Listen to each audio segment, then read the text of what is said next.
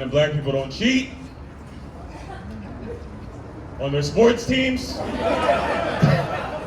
You a soccer fan, football fan, basketball?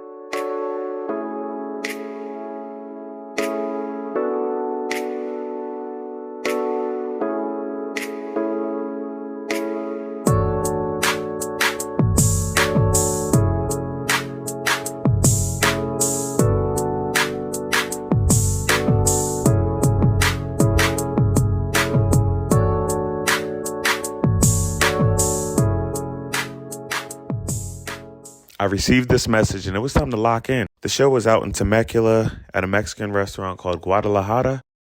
I was asked to open the show, so now walk with me.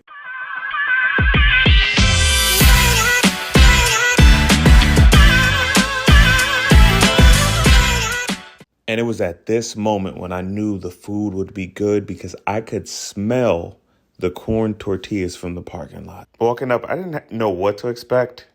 There weren't a lot of cars in the parking lot, but there were a lot of cars in the parking lot. It was at this moment when my big back senses started tingling. I could smell the barilla and the corn tortillas, and I was like, I'm in the right place.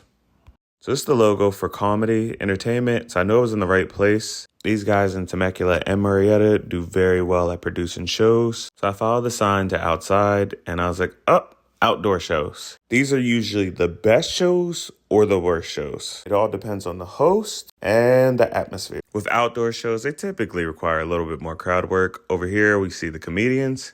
And to the right with the hat is Peter Marshall. He's the one that invited me to do the show. And this was very interesting because it was an outdoor shopping mall in the back of a Mexican restaurant. I'm still learning how to be inconspicuous with my camera. Now, this was Tony Vinn, and he was a lifesaver. Now, this was a view of the stage. I like to check out the stage, the sound system, and everything to see how the vocal projection will go. Everything was cool, was going according to plan, but at this moment, I realized I'm a genius. I forgot my tripod. And this is where Tony became a lifesaver because he had multiple tripods ready. See the padding here? Okay. You just put it in between there. Usually just, you can put it in the back. Yeah.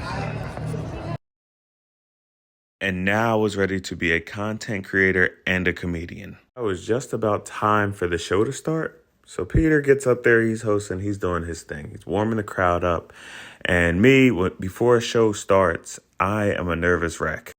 You both have been here before. You both have seen this horrible game that I do, but it is a ploy to make you guys drink more.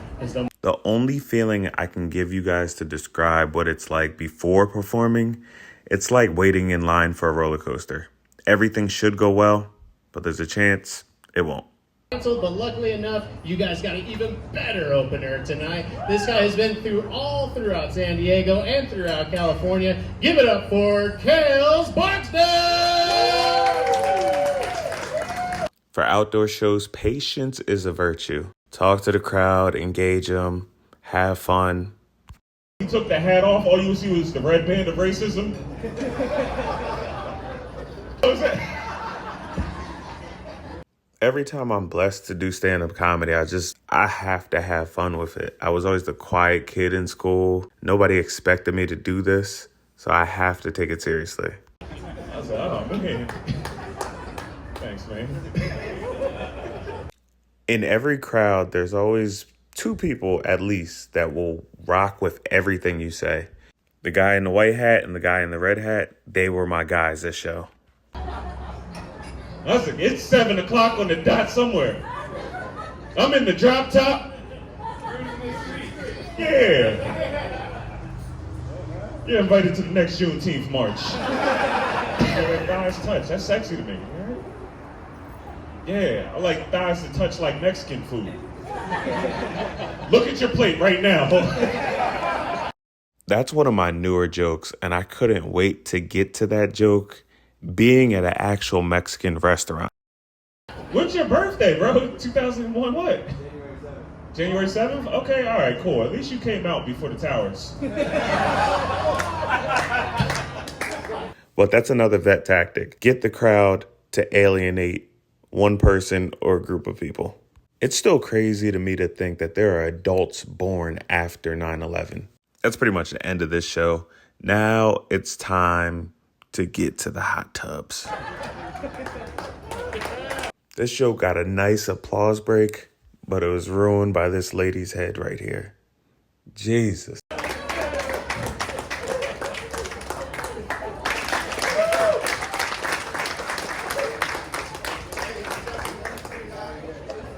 All in all, solid show.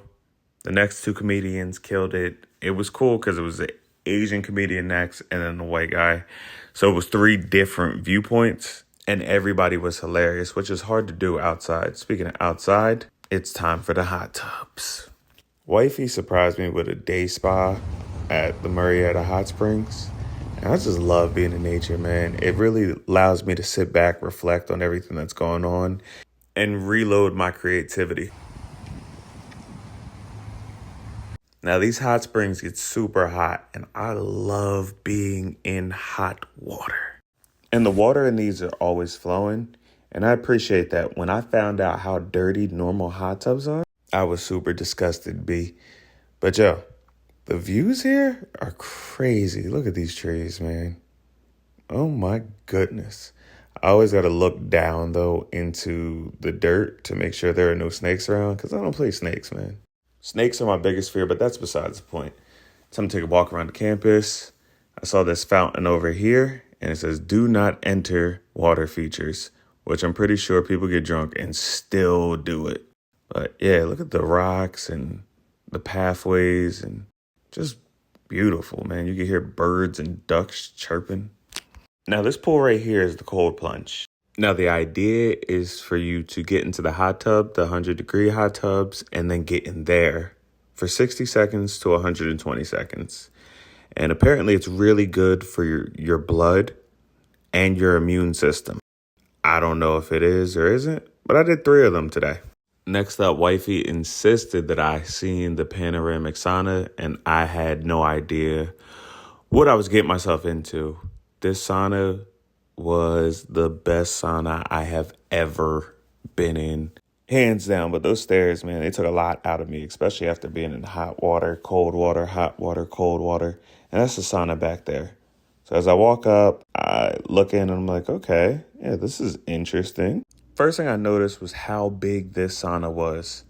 Like, it's not a bunch of naked people sitting on top of each other like in the gyms and stuff.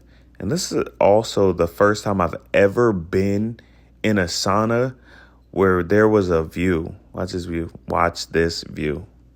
Look at those mountains, man. Also, as I was sitting there, I was like, oh, it's not that hot in here. But I was wild wrong saying that, man. I started sweating immediately. I went to go look over and I was like, is that 150? When I was done, I went outside to check out the views on the rooftop. It's really cool. And from the rooftop, I saw these cool little bowls in the distance, these bathtub bowl things. And the tubs were the last trip I had to do. Wifey asked, did I get in these? I was already in it. It was pretty funny to be in this tub and watching people get in the tubs nearby. And they kept complaining that they were cold. At that time, the presidential debate was on, and I was like, I'm not watching this foolishness. So I put my phone down behind me and just enjoyed the sunset from the tub.